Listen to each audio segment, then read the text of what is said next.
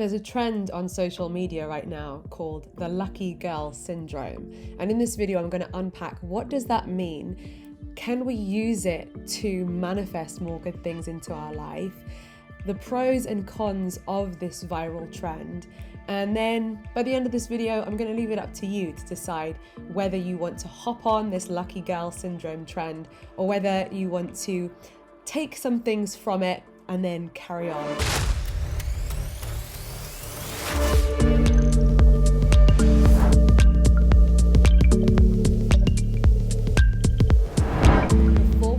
Into this video, I have a couple of things to invite you to. The first thing to invite you to is my upcoming event on YouTube called Living on Love. We are going to be doing a whole series of different interactive activities together to raise our vibration to love and above. If you've ever seen Hawkins' scale of vibrational frequency, you'll know that love is one of the highest vibrations. And when we're living on love and gratitude and all of those positive vibrations, life can feel like it flows more easily and we can attract things that are also on that high vibe frequency. So to become a YouTube member of mine is super simple. If you're on a computer, all you need to do is press the join button underneath any of my videos and choose the Transformation Tribe level. The website is a little bit less mobile friendly, I am going to warn you now, but I'll put the link in the description and it is doable to do it on a mobile phone too. The second thing I'd like to invite you to is that I'm currently growing a community of women within my wellness business to support them to feel their healthiest, to feel their most confident, and also supporting them on their journey to financial independence. So if you feel like you'd love to be part of a community like that, I will put a link in the description. Okay, let's dive into this video. To my understanding, the positive way that we can look at this trend is that women are choosing to tell themselves and affirm to themselves that they are lucky, that good, fortunate things happen to them.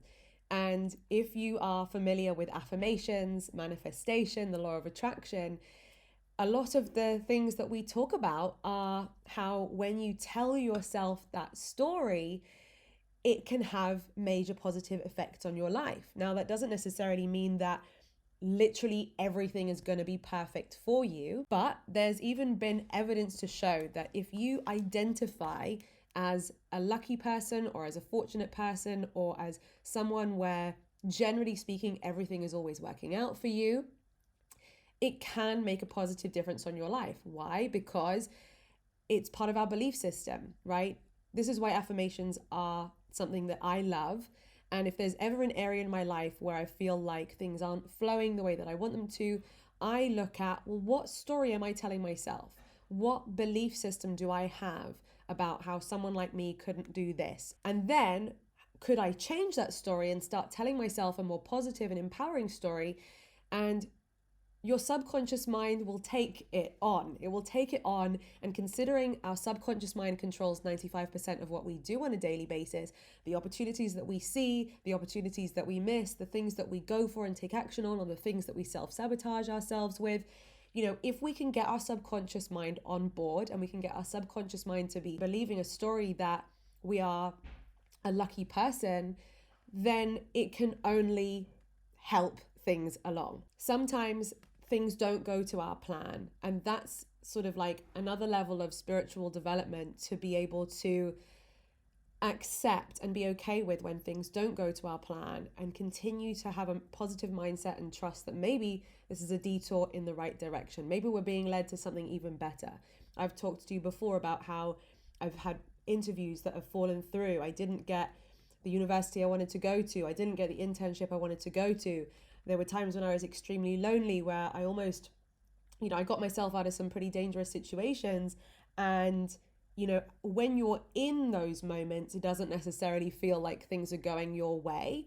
But then retrospectively, when I've connected the dots looking backwards, I've been able to conclude that actually I'm grateful for all of those ups and downs in my journey, because I've actually, the people that I know, the love of my life who I'm married to, I wouldn't have them in my life had it not been for those things not going to my plan. So an article published in the Harvard Business Review by Morton T. Hansen claimed Corporate luck can be influenced by recognizing luck when it occurs, being prepared for and accepting bad luck as part of the process, and being ready to respond effectively when good luck arrives.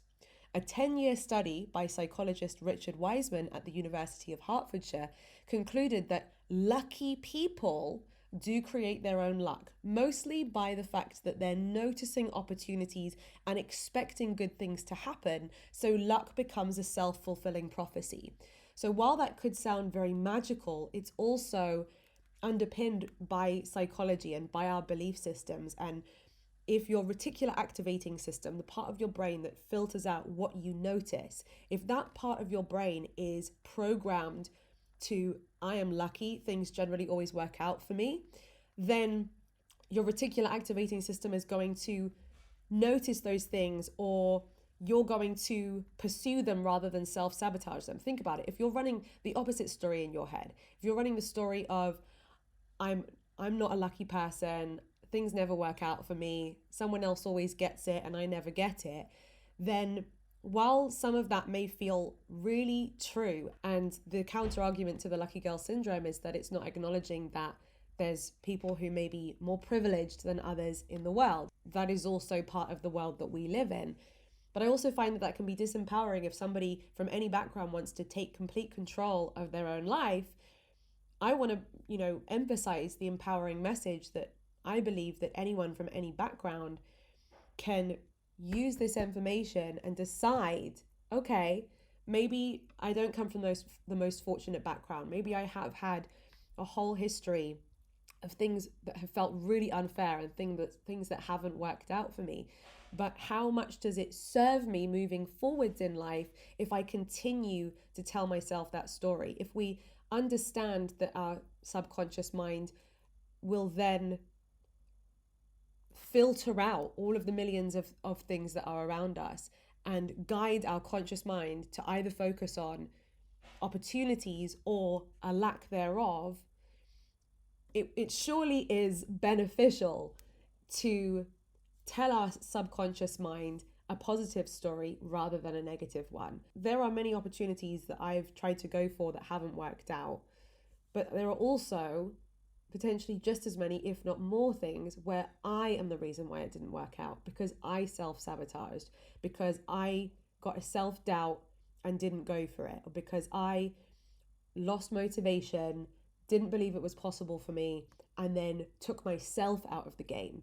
So while there are other factors, external factors, that definitely do play a part and can make life feel unfair, what can we control? We can control ourselves, right? We can control whether we go for it in opportunities or whether we take ourselves out of the game before we've even really given ourselves a chance. Neville Goddard talks about how we manifest whatever fits into our perception of ourselves, and we can't manifest beyond our self-perception.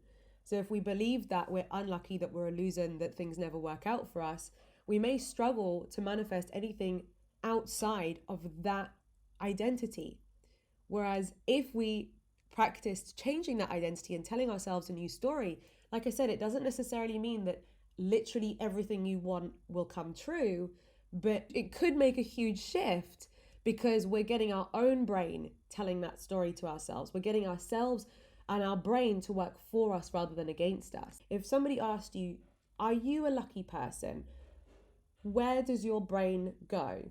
Do you generally consider yourself to be a lucky person, or do you generally consider yourself to be an unlucky person? And let me tell you, you can consider yourself to be a lucky person even if you've had setbacks and failures and things not work out in your life.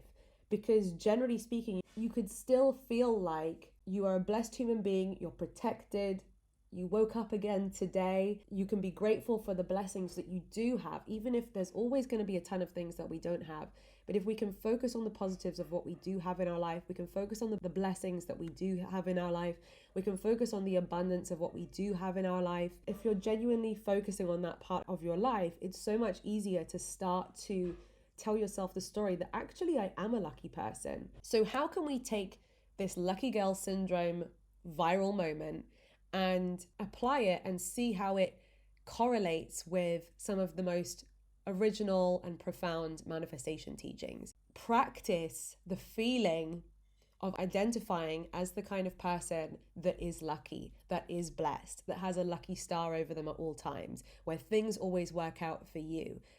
That is a powerful and positive place to live. And that totally fits in with so many teachings of Neville Goddard, who was the OG of law of assumption manifestation, where you are living in the wish fulfilled, picturing your life like it's already done, like you've already achieved your goals, and the positive effect that that has on your subconscious mind to then bring about the people, the opportunities, the circumstances, the events that will then take you towards that outcome are inexplicable. But there have been so many success stories of how that works. Well, Neville Goddard, who is the king of the law of assumption teachings, his number one practice is about how in those minutes when you're drifting off to sleep every night, where your subconscious mind opens up and becomes more susceptible to programming, you may as well use those minutes of the day every night when you're falling asleep to transport yourself